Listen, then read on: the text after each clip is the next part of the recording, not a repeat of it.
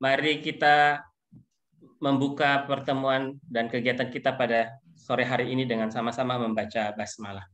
Bismillahirrahmanirrahim. Bismillahirrahmanirrahim. Dan untuk lebih menambah keberkahan pertemuan kita pada siang hari ini, akan kita dengarkan pembacaan ayat-ayat suci Al-Quran yang akan dilantunkan oleh Ibu Hajah Aisyah Wawan. Kepada Ibu Hajah disilakan.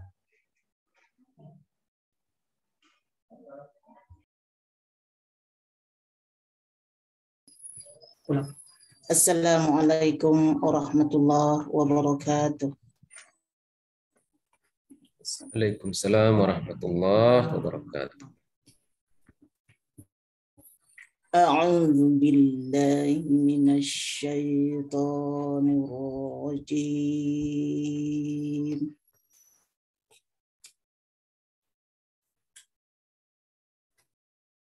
Bismillahirrahmanirrahim.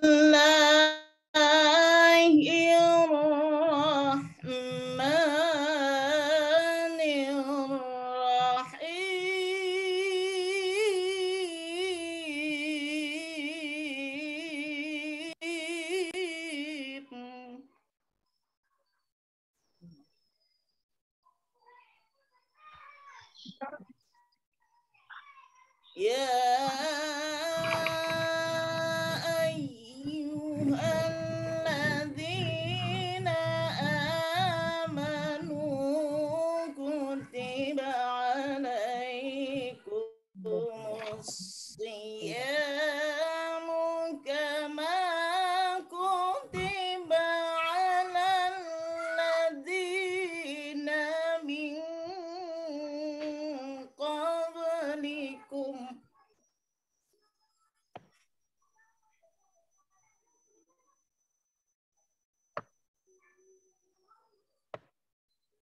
kama kutiba alal ladzina min qablikum la'allakum tattaqun.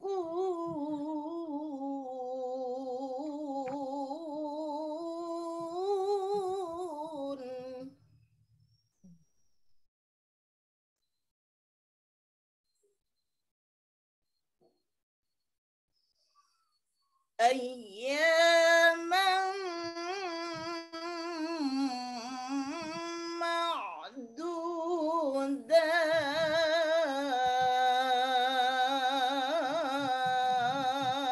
ma'dudat.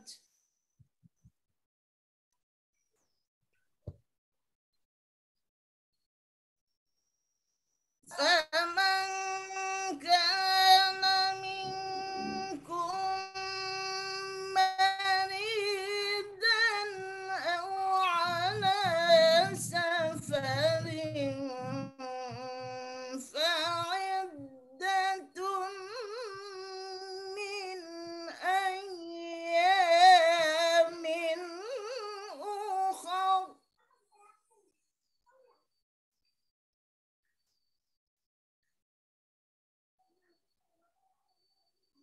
وعلى الذين يطيقونه فدية طعام مسكين.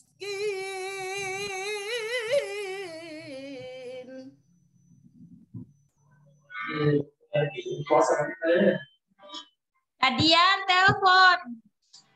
فمن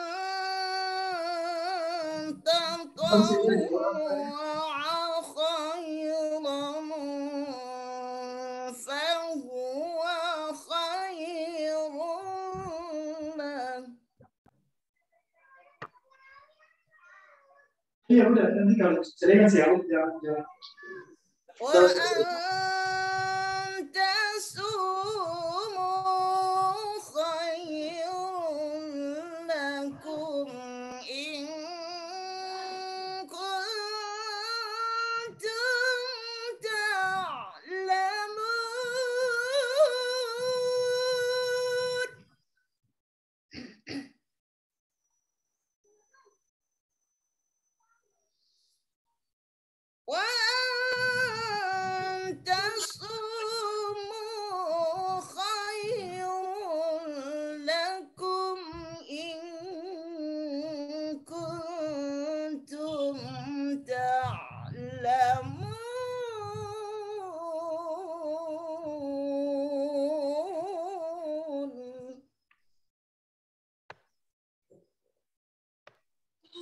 وأن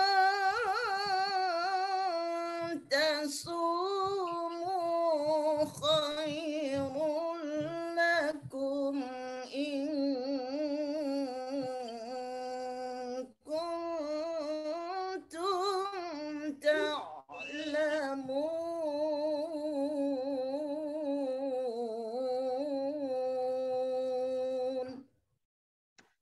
صدق الله العظيم. Assalamualaikum warahmatullahi wabarakatuh. Waalaikumsalam warahmatullahi wabarakatuh. Waalaikumsalam warahmatullahi wabarakatuh. Ya, demikian pembacaan ayat suci Al-Quran. Semoga berpahala bagi yang membaca dan juga bagi kita semua yang mendengarkan ayat-ayat tersebut, bernilai pahala di sisi Allah Subhanahu wa Ta'ala.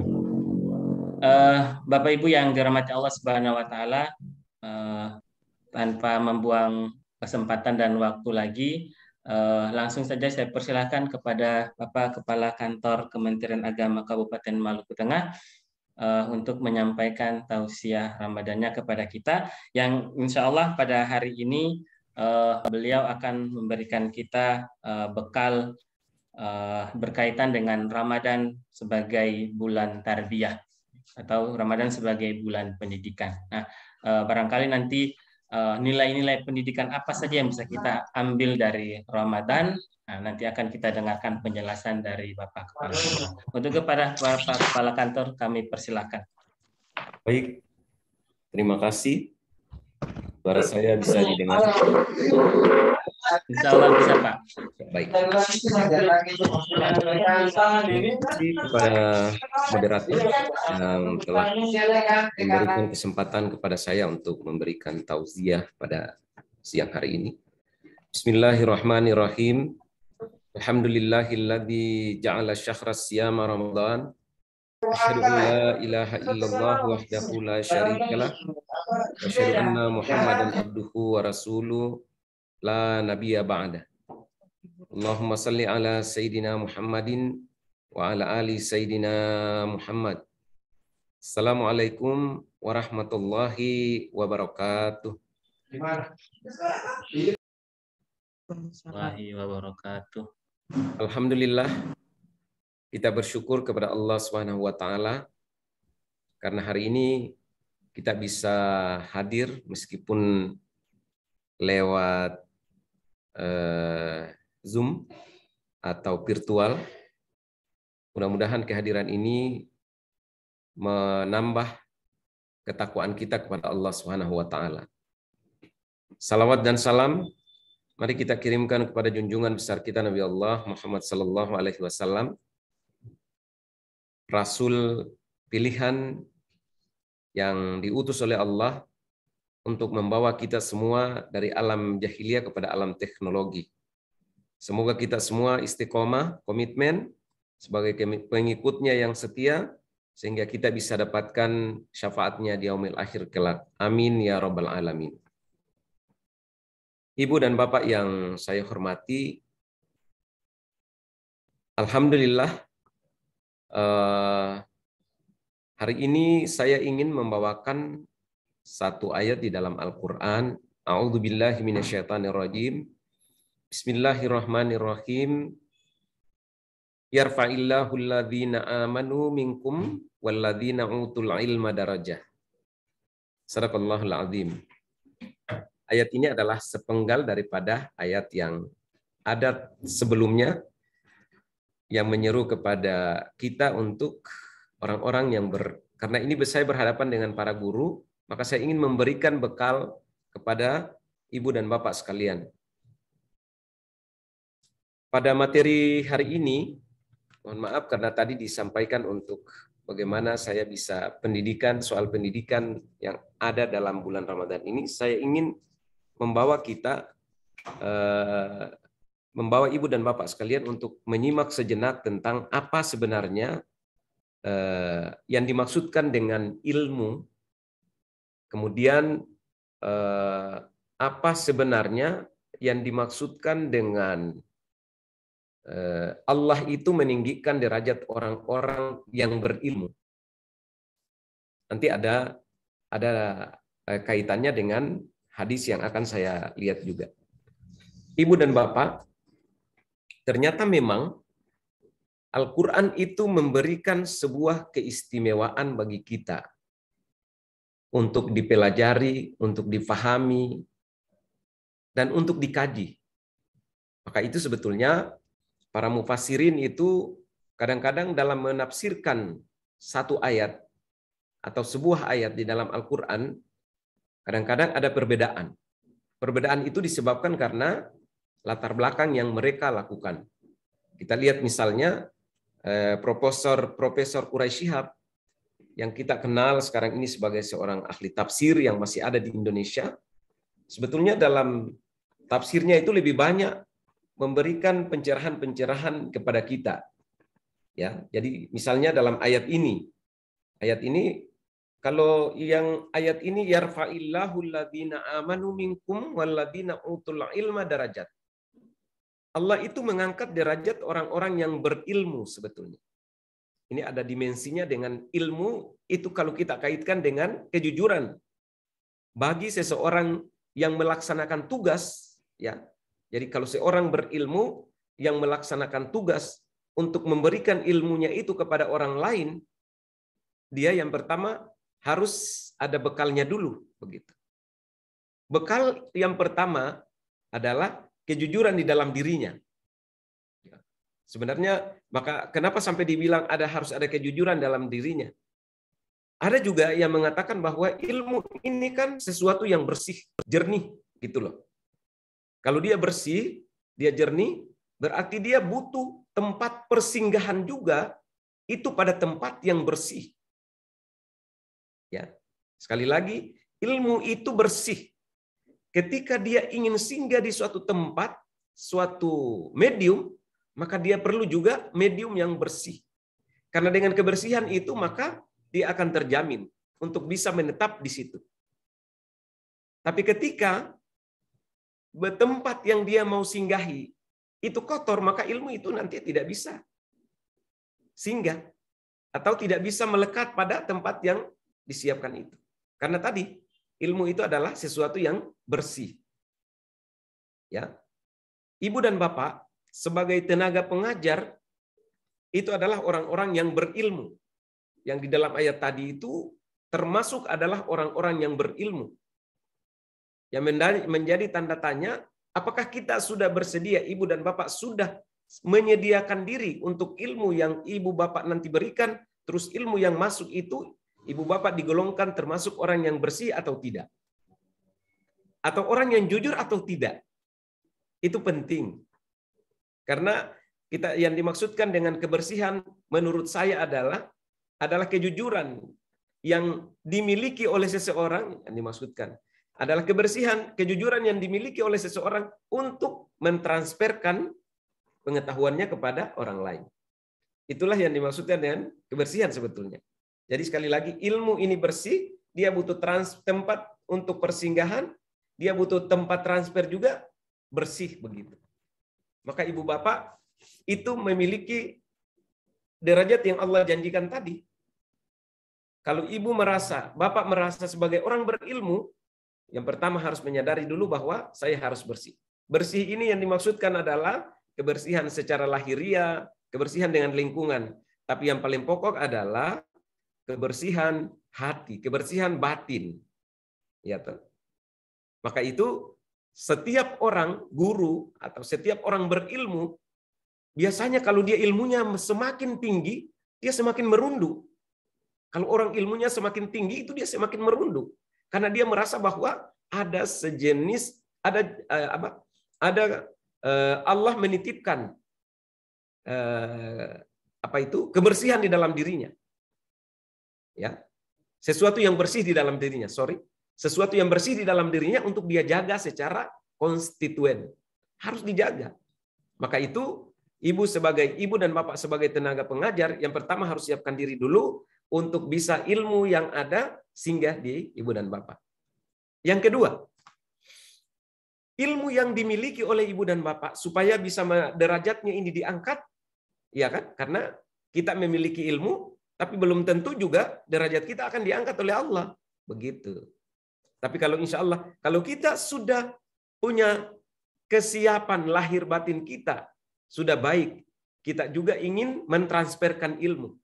Kita juga butuh, yang tadi, orang kita butuh untuk tempat ilmu ini.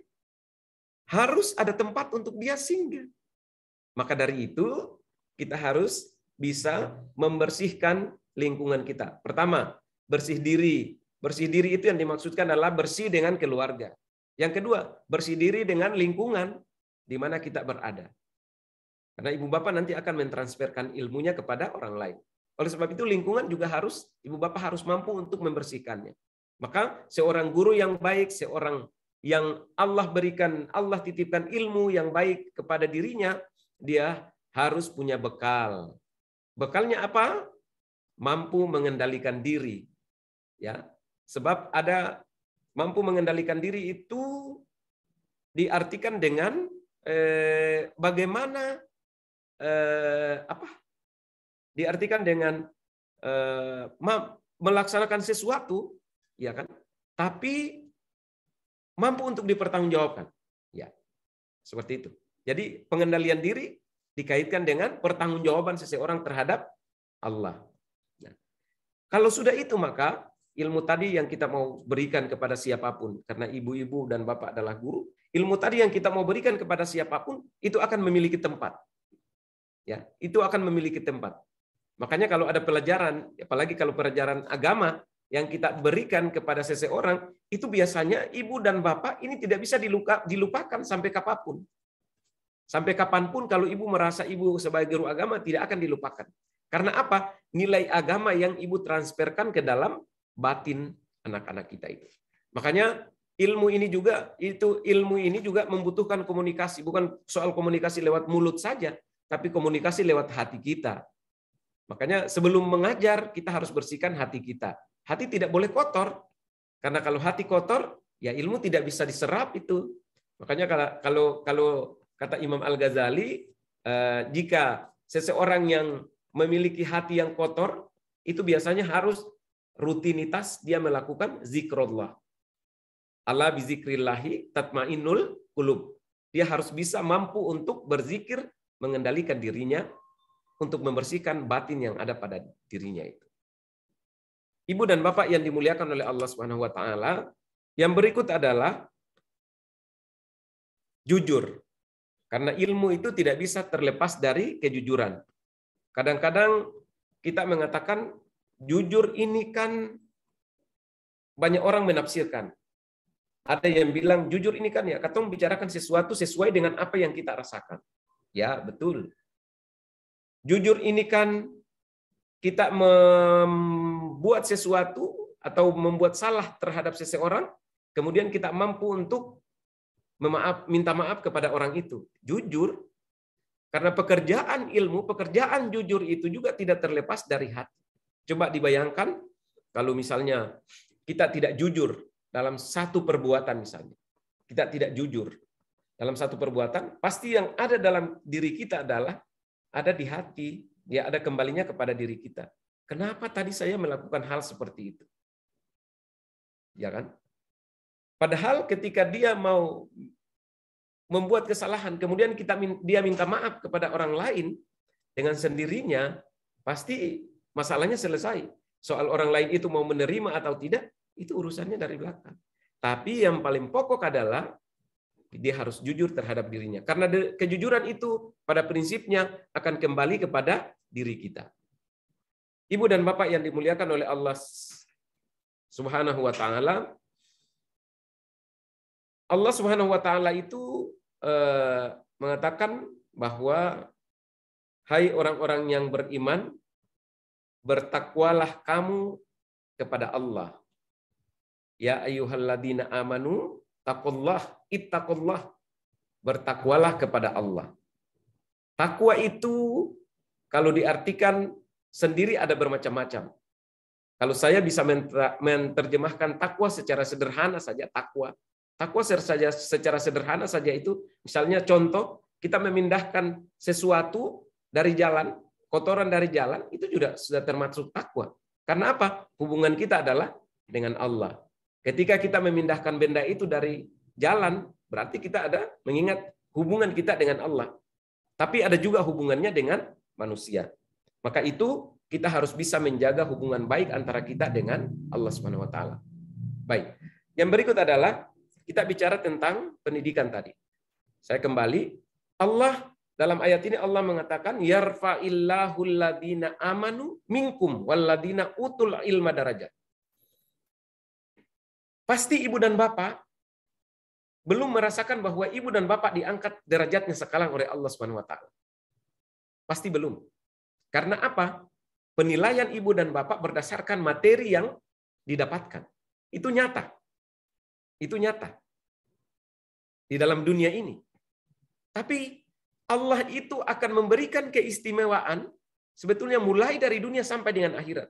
Karena kita ini kadang-kadang selalu berorientasi penilaian itu intinya adalah materi. Kalau materi berarti dia identik dengan uang. Materi berarti dia identik dengan sebuah penghargaan kepada kita. Pasti itu. Tapi ingat bahwa sebetulnya ibu dan bapak suatu ketika nanti 10-20 tahun nanti atau 30 tahun mendatang, setelah ibu dan bapak sudah meninggal, nanti baru bisa ibu dan bapak merasakan betapa banyaknya siswa, murid yang mendoakan ibu dan bapak setiap saat, ya tuh, yang mendoakan ibu dan bapak setiap saat, ya, dan ibu dan bapak tanpa meminta, ternyata ibu dan bapak itu diistimewakan oleh Allah. Ya. Jadi para guru itu diistimewakan oleh Allah. Karena apa? Muridnya banyak, dia sudah meninggal, tapi masih ada orang yang setiap saat mendoakan dirinya. Jangankan dia berdoa, dia mengingat nama bapak saja sebagai guru, nama ibu saja sebagai guru, apalagi guru agama, itu sudah mendapatkan pahala di sisi Allah. Tapi makanya saya bilang, ketika kita berada sekarang ini, kita menilai segala sesuatu dengan materi. Tapi ingat, kita ini hidupnya tidak lama, karena ini hanya kita di dunia hanya sementara. Alam kita adalah alam yang nanti alam panjang ini, alam akhirat ini yang kita akan jalani sekian masa. Itu yang nanti. Nah, dari situlah ibu dan bapak akan mendapatkan hasil yang dipetik, yang ibu tanam di dunia ini selama menjadi guru. Itu nanti mulai dipetik. Tapi sebetulnya kalau dilihat secara realita mulai dari dunia kan sudah dipetik hasilnya. Dipetik hasilnya seperti apa? Ibu dan bapak mengajar, kemudian dibayarkan gaji, dibayarkan tunjangan. Itu adalah bentuk yang Allah berikan, tapi karena kita menilai secara materi. Tapi sebetulnya adalah itu yang Allah berikan keistimewaan. Allah meninggikan derajat ibu dan bapak. Ya. Beda dengan kita, dengan saya misalnya. Satu ketika mungkin saya pensiun sudah selesai. Ya, tapi ibu dan bapak tidak pernah ada yang bilang ibu guru itu seperti ini atau mengajarkan saya seperti ini. Tidak. Pasti yang diingat itu adalah kebaikan. Meskipun ada juga yang hal-hal yang kekurangan yang diingat oleh siswa. Ibu dan bapak yang dimuliakan Allah Subhanahu wa taala. Oleh sebab itu sebetulnya mata ibu dan bapak di hadapan Allah, ibu dan bapak ini memiliki keistimewaan.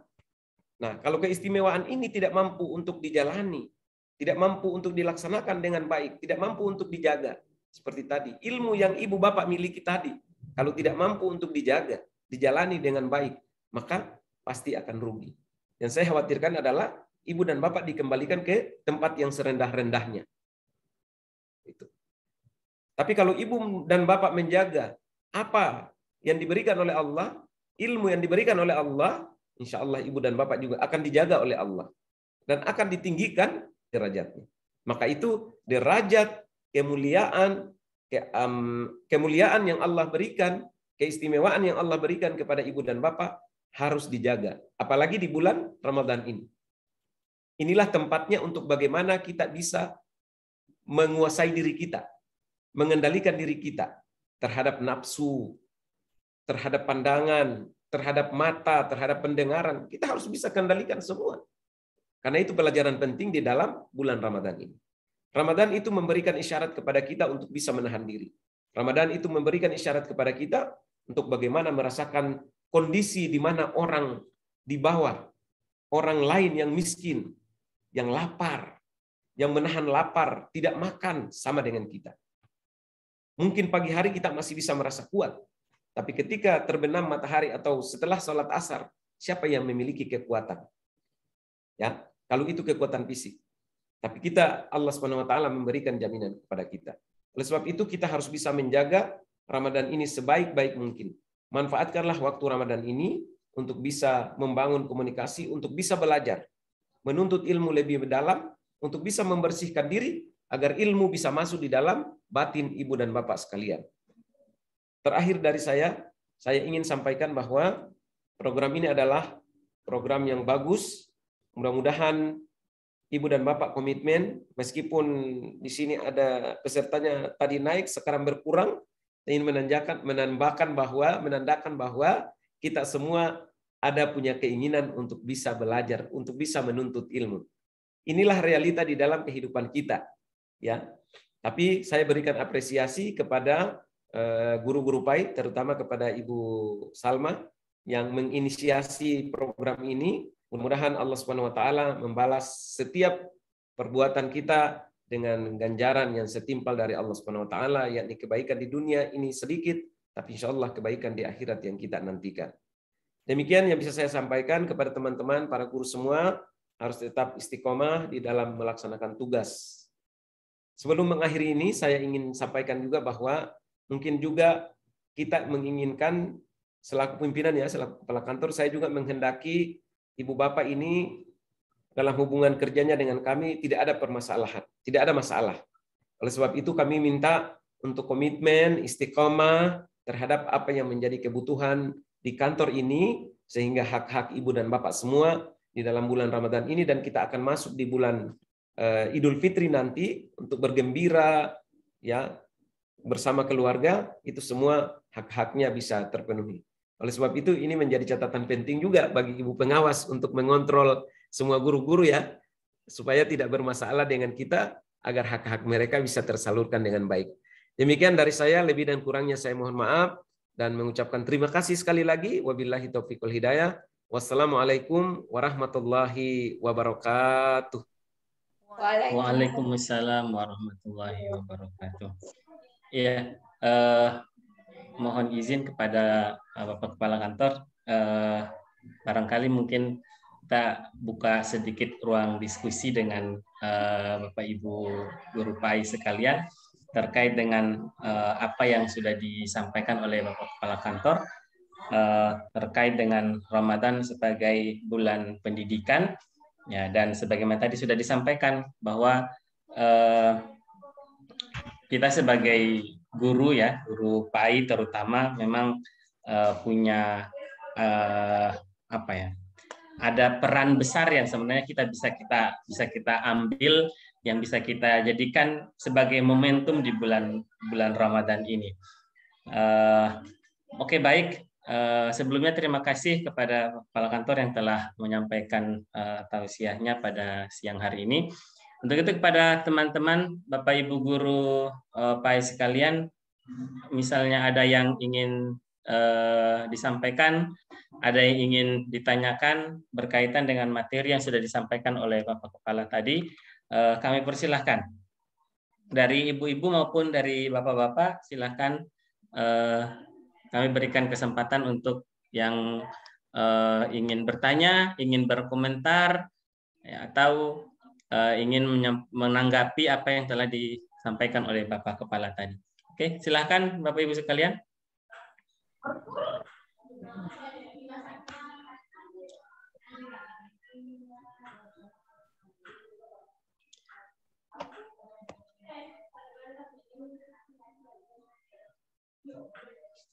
Barangkali dari Ibu Irma. Ada Ibu Irma, ada Ibu Ros, ada Pak Hijau, ada Pak Pardi.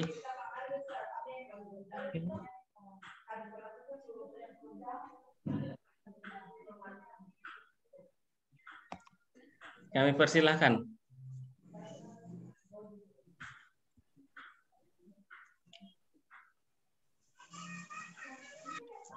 Iya,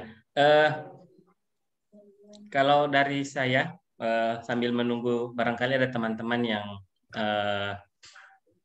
ingin menyampaikan sesuatu, saya hanya ingin mengomentari sedikit. Kebetulan tadi Pak Kepala ada menyinggung terkait dengan apa namanya, guru ya, terkait dengan guru yang jasanya itu akan selalu dikenang begitu ya, akan selalu diingat, bahkan sampai apa namanya, bisa jadi sampai guru itu sudah tidak ada lagi di dunia ini begitu.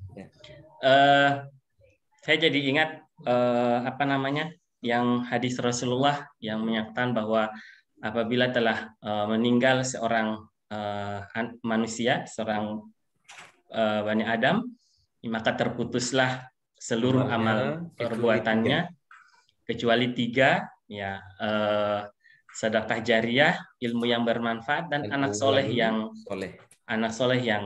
senantiasa mendoakannya. Bagi saya merasa bahwa hadis ini sebenarnya bukan hanya bercerita tentang apa namanya, misalnya ada anak soleh yang mendoakan, bukan hanya berarti bercerita tentang anak itu yang mendoakan orang tua kandungnya begitu ya. Jadi sebenarnya kita kalau guru, sebenarnya hadis ini berlaku buat kita tiga-tiganya. 3 amal yang tidak akan terputus itu sebenarnya bisa sampai ke kita begitu ya. Sedekah jariah jadi dengan ilmu yang kita ajarkan kemudian mengalir menjadi pahala kebaikan bagi kita. Ilmu yang bermanfaat apalagi yang kita ajarkan kepada anak murid-murid kita, dan anak soleh yang selalu mendoakan. Memang ada pendapat yang kemudian mengatakan bahwa anak soleh di sini adalah anak secara biologis, tetapi bisa juga adalah siswa yang kita ajarkan setiap hari yang kemudian mendoakan kita. Jadi luar biasa. Tadi begitu mendengar apa yang disampaikan oleh Kepala Kantor, saya kemudian teringat hadis ini. Masya Allah, ternyata kita apa namanya, sebagai guru itu luar biasa ya. Ketika kita tadi disampaikan berjalan dengan bersih hati, kemudian bersih lahir kita, muncul pengendalian diri, kemudian jujur, ya mungkin kita akan termasuk menjadi bagian dari yang disampaikan oleh hadis Rasulullah ini tadi, ya. Jadi masya Allah, kembali kita harus renungi kembali, kita apa namanya, perbaiki niat kita. Mudah-mudahan dengan momentum Ramadan ini menjadi sesuatu yang kemudian kita sayang begitu ya, kalau Ramadan berlalu tapi kemudian tidak ada sesuatu yang bertambah bagi kita begitu, bagi semangat kita. Iya, barangkali begini Pak. Iya, silakan. Bulan Ramadan ini itu Allah berikan keistimewaan. Maka itu dalam hadis dikatakan orang-orang soleh yang sudah meninggal, soleh dan saleha sudah meninggal itu setiap bulan Ramadan mereka itu datang meminta kepada Allah, ya Allah, izinkan kami untuk bisa kembali seperti manusia agar kami bisa beribadah di bulan Ramadan ini. Dan itu Allah berikan keistimewaan itu kepada orang-orang yang soleh, orang-orang tertentu. Ya. Nih, yang pertama. Yang kedua, berkaitan dengan awaladun soleh. Tadi sudah dikatakan, memang betul. Yang dimaksudkan dengan awaladun soleh, anak yang soleh itu sekarang itu sudah disepakati bahwa bukan anak kandung yang mendoakan. Tetapi ingat, ada di antara sekian anak yang ibu dan bapak ajarkan itu yang akan mendoakan. Satu ketika dalam riwayat dikatakan bahwa pada setiap hari Jumat itu orang-orang yang sudah meninggal itu ketika khatib membaca doa di masjid, Allahumma ghfir lil muslimina wal muslimat wal mu'minina wal mu'minat, itu orang-orang itu berebutan untuk datang menerima apa yang dikirimkan oleh para khatib. orang yang mendoakan. Tapi ada golongan tertentu yang dia tidak mau lari menerima berebutan pahala itu. Tidak mau dia. Kenapa dia tidak mau? Karena hampir setiap saat itu dia dikirimi oleh doa. Dia dikirimi oleh doa. Makanya tadi saya bilang, awaladun soleh itu ibu dan bapak tidak terikat pada anak darah daging yang kita lahirkan, anak kandung kita. Tetapi di antara sekian ratus anak yang ibu bapak didik itu, yang pasti satu saat pasti akan mengirimi doa kepada ibu dan bapak. Saya optimis sekali di antara sekian guru, apalagi kalau guru agama. Saya tidak tahu kalau guru lain, tapi kalau guru agama pasti ada masuk di dalam golongan yang tadi tidak berebutan doa ketika hari Jumat para khatib itu mendoakan muslimin wal muslimat, itu tidak lagi. Mukminin wal mukminat sudah tidak lagi. Itulah ibu dan bapak yang masuk ke dalam golongan itu karena apa? Hampir setiap hari berdatangan orang mengirimkan. Tiba-tiba begini tidak tahu, aduh ada yang datang lagi kiriman paket. Ini kayak katong apa itu? Hidup di dunia ini lalu tiba-tiba ada paket dari JNE muncul. Ada paket dari apalagi yang muncul, pos muncul. Ada paket dari apalagi muncul. Tiba-tiba. Ibu dan bapak tidak tahu. Dan itu ibu dan bapak satu ketika, makanya tadi saya bilang, orang berilmu itu nanti Allah tinggikan derajatnya itu tidak di dunia saja, tapi nanti di akhirat, di yaumil akhir nanti. Maka ini menjadi tantangan penting bagi semua guru untuk bisa menjaganya dengan baik. Ketika itu bisa dijaga dengan baik, subhanallah. Sangat luar biasa. Makanya tadi saya bilang, kita ini belajar, mengajar harus bersih, harus dengan hati gitu loh. Ya kan? Seandainya ilmu ini kan dia butuh sesuatu yang bersih. Kalau kebersihan ada pada diri kita, terus kita sampaikan kepada anak-anak kita juga mereka bersih dalam menerimanya, insya Allah bekalnya itu akan sampai ke ibu dan bapak. Mulai hari ini sampai dengan yaumil akhir nanti. Insya Allah. Itu. Baik. Iya, terima kasih Pak. Oke, teman-teman silakan teman-teman, kita masih ada waktu beberapa menit lagi sebelum kita masuk untuk persiapan sholat asar. Untuk itu bagi teman-teman yang ingin menyampaikan sesuatu, menyampaikan pandangan-pandangannya berkaitan dengan Ramadan, hubungannya dengan pendidikan, kami persilakan. Iya, silakan Ibu Irma Tuanani, silakan. Ya, Assalamualaikum warahmatullahi wabarakatuh. Waalaikumsalam warahmatullahi wabarakatuh. Moderator hari ini yang memandu kegiatan hari ini, terima kasih untuk kesempatannya.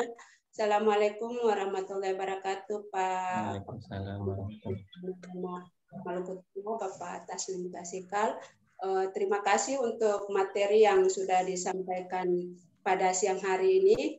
Alhamdulillah mengikuti materi yang disampaikan oleh Bapak pada hari ini sungguh sangat menarik sekali yang berhubungan dengan kita selaku seorang pendidik, guru, terutama guru agama.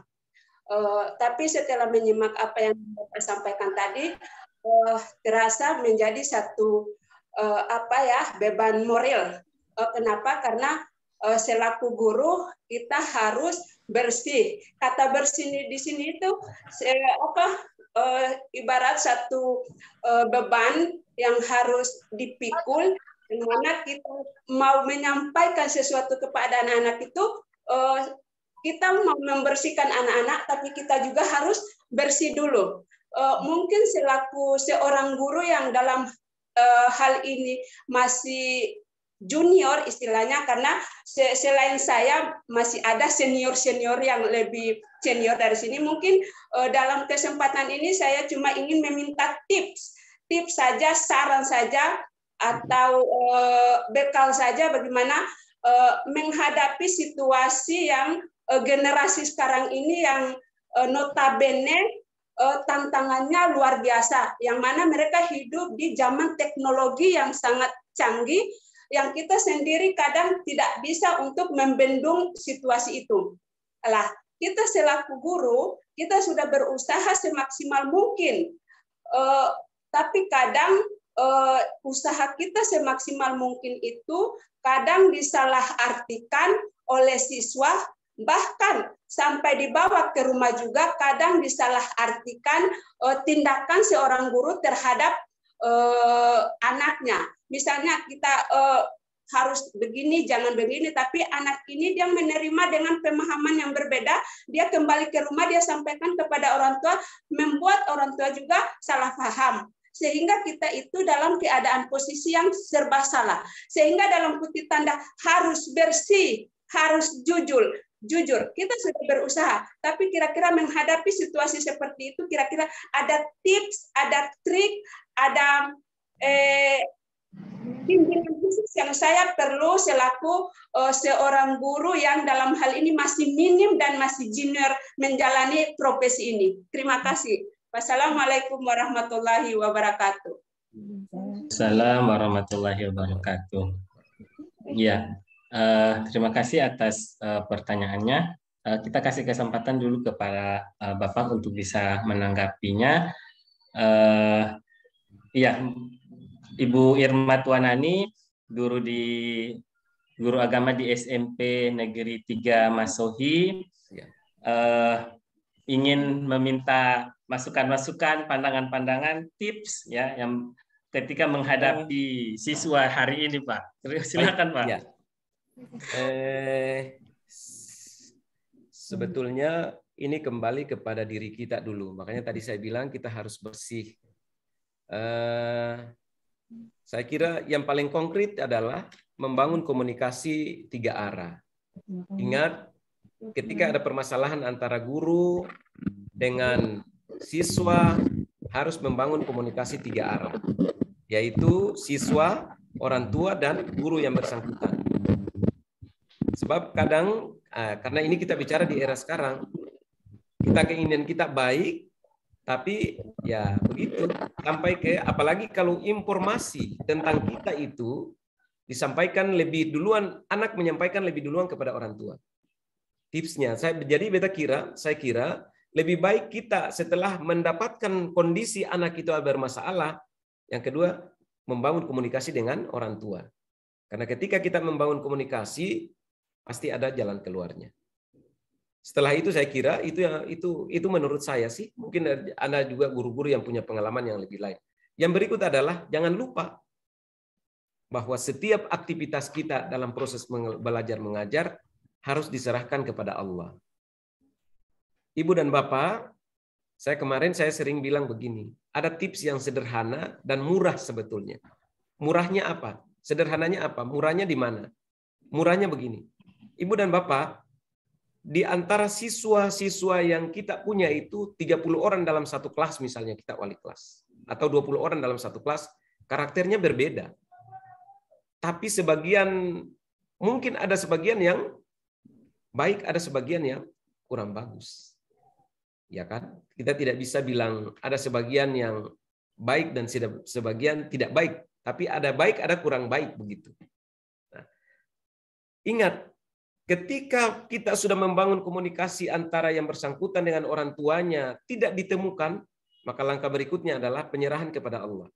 Saya yakin ibu dan semua, cobalah setiap waktu ada anak yang, misalnya anak yang paling nakal di kelas itu. Anak yang paling nakal di kelas itu.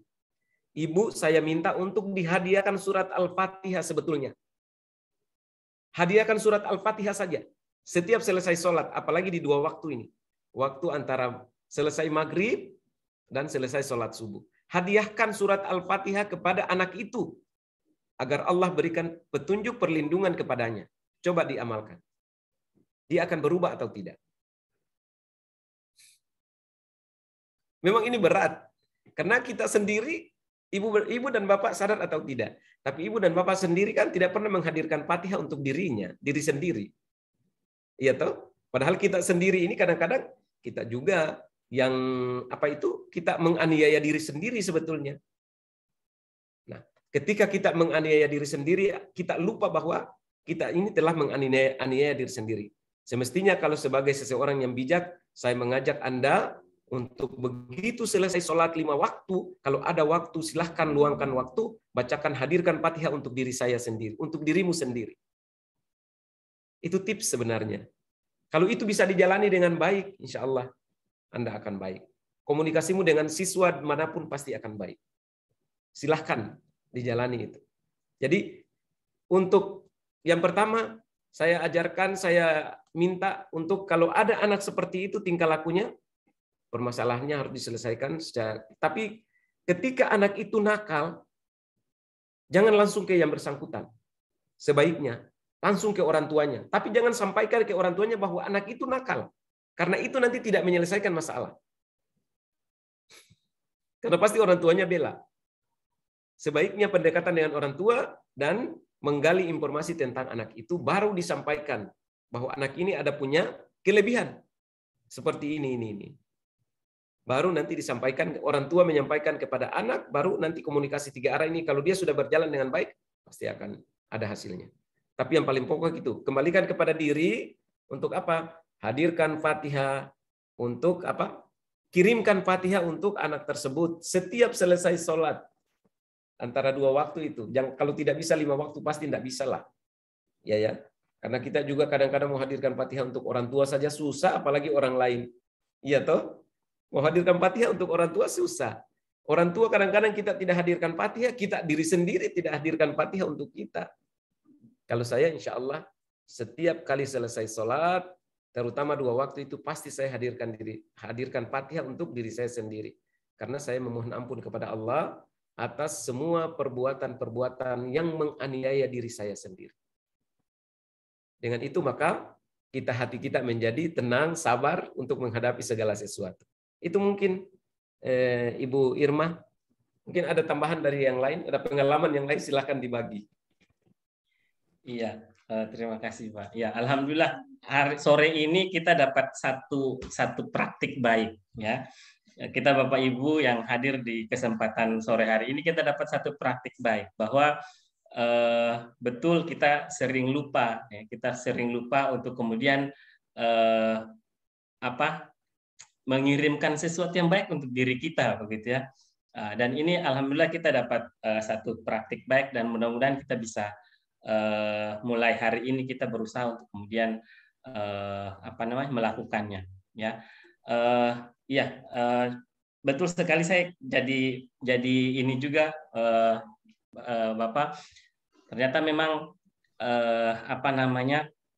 yang tadi disampaikan kebersihan hati ya, kebersihan batin itu juga salah satu indikatornya adalah bagaimana kemudian kita sering-sering mengirimkan doa kepada siswa-siswa kita yang kita berharap bahwa mereka nanti akan menjadi orang-orang yang berguna, tetapi kadang kita lupa serahkan mereka kepada Allah juga ya. Kadang kita masih merasa bahwa kita ini masih mampu, masih bisa untuk membina mereka, masih bisa mendidik mereka, tetapi kita lupa bahwa ternyata yang punya hak untuk kemudian membolak-balikan hati itu adalah Allah Subhanahu wa taala. Iya, menarik ya. Barangkali dari teman-teman yang lain, Bapak Ibu guru PAI sekalian yang lain yang bisa kasih pandangan-pandangannya atau ingin bertanya juga boleh, silakan.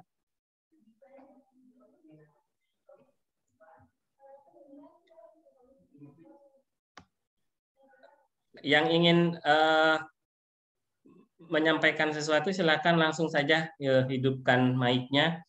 Oh ya, jangan lupa juga buat teman-teman sekalian di kolom chat sudah ada daftar hadir.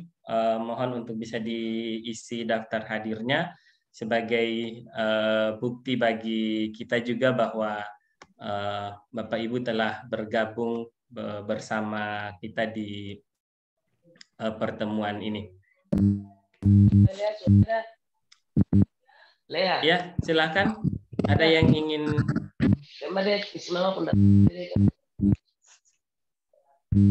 Ibu Muna ingin menyampaikan sesuatu?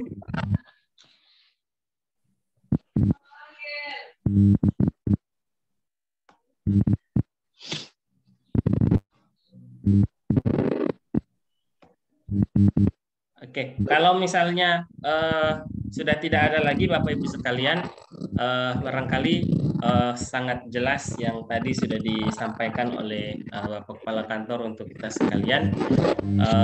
Tinggal ya bagaimana kita dari kita untuk kemudian bisa menjalankan apa yang telah disampaikan oleh Bapak Kepala Kantor tadi. Dan alhamdulillah kita juga sudah dapat sore ini kita dapat satu praktik baik, ya, manfaatkan 2 waktu yang tadi beliau sampaikan untuk kemudian mengirimkan surat Al-Fatihah, ya, untuk diri kita juga untuk siswa-siswa kita yang kita rasa bahwa mereka punya potensi untuk kemudian bisa kita arahkan ke jalan yang lebih baik. Ya, jika sudah tidak ada lagi yang ingin disampaikan Bapak Ibu sekalian, maka saya rasa bahwa pertemuan kita pada sore hari ini kita cukupkan karena mengingat waktu sebentar lagi masuk waktu asar. Bagi yang Bapak Ibu yang belum mengisi absen, bisa mengisi absen dengan mengklik tautan yang ada pada kolom chat. Terima kasih Bapak Ibu sekalian yang sudah bergabung dengan kami di Zoom meeting ini. Insya Allah hari Kamis lusa kita akan ketemu lagi di jam yang sama dengan pemateri yaitu Bapak Kasih Pendis Kementerian Agama Kabupaten Maluku Tengah, Pak Haji Ahmad Sow, yang insya Allah nanti beliau akan bergabung dengan kita untuk memberikan kita motivasi-motivasi berkaitan dengan tugas kita sebagai seorang guru maupun memanfaatkan momen-momen Ramadan yang penuh dengan keberkahan ini. Tak lupa atas nama keluarga besar DPD Asosiasi Guru Pendidikan Agama Islam Kabupaten Maluku Tengah juga mengucapkan terima kasih kepada Human Initiative Maluku yang sudah memfasilitasi kita dengan room meetingnya ini. Mudah-mudahan kolaborasi ini bisa menambah manfaat yang sebesar-besarnya bagi kita, bagi para guru di Kabupaten Maluku Tengah, bagi umat yang ada di Kabupaten Maluku Tengah tercinta ini. Terima kasih sekali lagi kami ucapkan kepada Bapak Kepala Kantor yang telah berkenan hadir dan memberikan nasihat-nasihat, motivasi-motivasi kepada kita. Dan yang terakhir, jangan lupa tadi disampaikan oleh Pak Kepala Kantor bahwa kewajiban-kewajiban kita yang belum kita selesaikan, mari sama-sama kita saling mengingatkan untuk kita selesaikan sehingga hak-hak yang seharusnya bisa kita dapatkan dengan mudah, dengan cepat, itu juga tidak terhambat prosesnya. Ya, barangkali itu demikian dari saya pada kesempatan yang berbahagia ini. Terima kasih sekali lagi. Terima kasih kepada Bapak Kepala Kantor. Terima kasih kepada seluruh teman-teman guru PAI yang telah bergabung di sore hari ini. Kita tutup pertemuan kita dengan sama-sama membaca hamdalah. Alhamdulillahirrahmanirrahim. Billahi taufiq wal hidayah. Wassalamualaikum warahmatullahi wabarakatuh. Waalaikumsalam. Waalaikumsalam.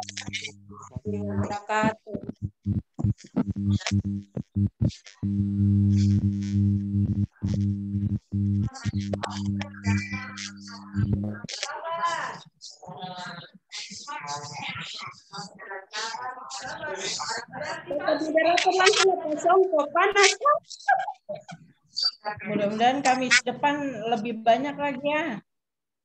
Amin. Dari 200 Iya, Bu. orang ini jumlah guru PAI. Ibu Hanya sudah ini dimasuhi kan? lumayan lah. Ibu sudah dimasuhi. Sudah dimasuki. Oh, Ada di kantor ini ruangan kantor nih. oh ya Bu. Ketumpung hal-hal belum selesai jadi. Umi, sebentar. Bawa di rumah boleh. Ba'da Tapi maghrib. jangan malam ya. Ba'da maghrib Ya, bisa. kalau sore Orang sibuk. Selesai lebaran juga. ya, Jangan nanti maghrib kata sih deh. bisa lebaran. Makanya biar Usahakan sebelum Lebaran. Itu yang bicara yang saya mau ambil duluan itu lebih ke apa? Jadi dia saya perlu. Orang nggak biasa sapa Pardi. Ibu Ir. Pak Ijo ini foto kah? Ini video ya. Ibu ketua ada Asida di rumah kah? Mangga dulu, mangga. Masih tempo, jangan banyak-banyak Asida dulu. Iya. Oh mau. Ibu Irma, mangganya beta lagi. Iya, Pak Ijo mangga. Batal bersama dulu ke Umi, kapan katongnya? batal bersama. Di Iya, jadwal. kapan? Jadwal. Iya, ayo mari ketemu. Masing-masing bawa dia punge. Ini saja mau. Bawa dia rantang.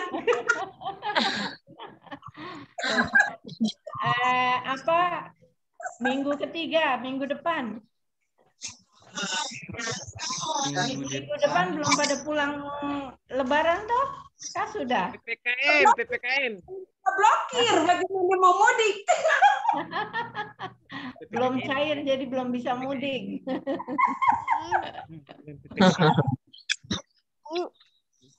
Nanti selesai Pak kasih Pak kasih ceramah, Tauji baru katong bahas ya. Iya. Oh, boleh. Nah, katong dulu ya. Yang mau tanda tangan datang aja ke rumah. Iya.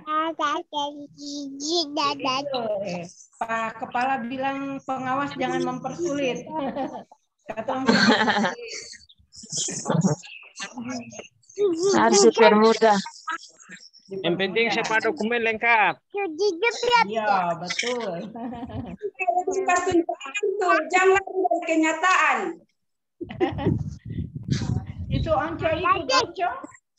Pak Ijo, Onconya ikut ini. Onco. Ikut Zoom. Ada. Yang SD terus ini yang SD dari Kota Masoi semua sudah dapat soal kah? Sudah dapat kah belum? Sudah, kalau SD 23 sudah apa? SD 23 Maluku Tengah sudah dapat. Belum ujian kapan ujiannya? Tanggal 19. Minggu depan Ibu, minggu depan. 19 hari Senin. Ujian itu kan untuk MI madrasah sama SD itu di bulan Mei itu. Bulan April dan puasa, Bu. Kita minggu depan, Bu, minggu depan. Tanggal 19. Oh, 19. Ada yang tanggal 19, ada yang tanggal 18. Kita mulai tanggal 18, Ibu. Oh, iya. Tanggal 19. Ketua Kecamatan Kota sedang berlangsung ujian sekolah. Untuk SD. Kasih jadwal supaya pengawas bisa datang. Betul. Bisa. Oh, boleh Ibu. Kalau di kota kemungkinan katong yang duluan Ibu. Oh iya. Katong tanggal 18 hari Senin. Kalau itu hari Selasa katakan. Iya, yang lain hari Selasa karena pertimbangannya hari Senin itu teman-teman dari yang Kristen ada Paskah kedua, makanya kemudian ujiannya diundur ke hari Selasa tanggal 19. Cuma karena kita kan pertimbangannya ya diundur juga kan tidak berpengaruh begitu, makanya kita tetap jalan di tanggal 18. Iya. Painya itu di hari itu ya? Iya, painya hari pertama, Bu. Iya, hari pertama. Oh iya. Iya, nanti di bawah sekalian ada file yang harus diisi mengenai itu ujian itu.